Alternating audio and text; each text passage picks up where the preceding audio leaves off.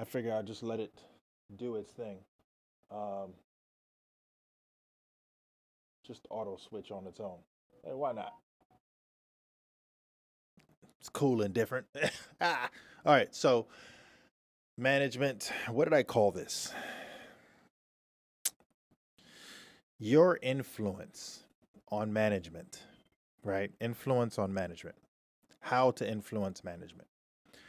So I'm just going to read a small little portion. It's a paragraph. He kind of gets into his own theorizing, if you will, right, with management, but I'm not going to do that. I'm not going to get into his theory. I'm just going to go right into what he says. And first, I want to give you the action point so you can make it applicable in your own way, right? You know what this is, the Daily Drugger, right? Get the book, click the link. Hopefully that link still works. If it doesn't work, let me know. I'll get you a better link, but it takes you straight to the book. It's not a cheap book, nor should it be. But anything that's worthwhile, you're going to spend the money, right? You pay for what you get. Don't cheap things out. All right. So here's the action point. What he says here, he goes, are you by background an engineer, economist, psychologist, mathematician, political scientist, historian, or philosopher? List 3 ways your background influences your approach to management, right? So just think about that for a second, because each one of those skills, if you will, those background skills, has its own idealism when it comes to management, and sometimes more applicable to the field that they have the background in, right?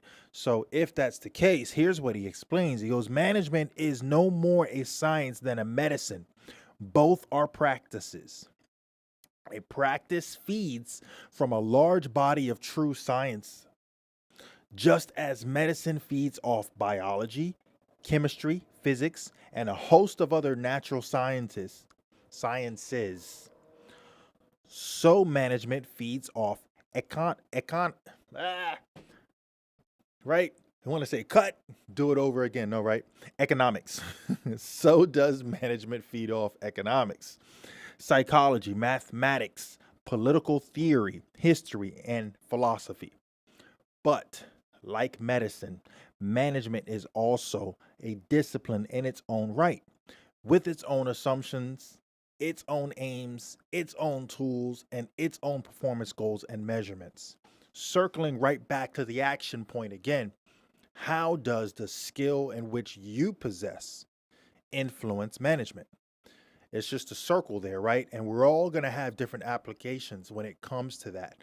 And none are more right than the other.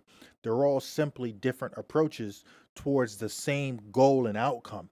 And sometimes the bigger the team, not too much, not too big, right?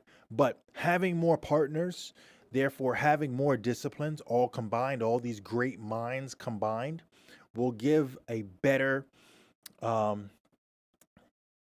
incentivizing, if you will, on the direction of your management and the outcome of it, right? Because they're all going to have their own take on it, and you're going to be able to take from everyone and put together this masterpiece, right? That's probably it right there. It doesn't get much clearer than that.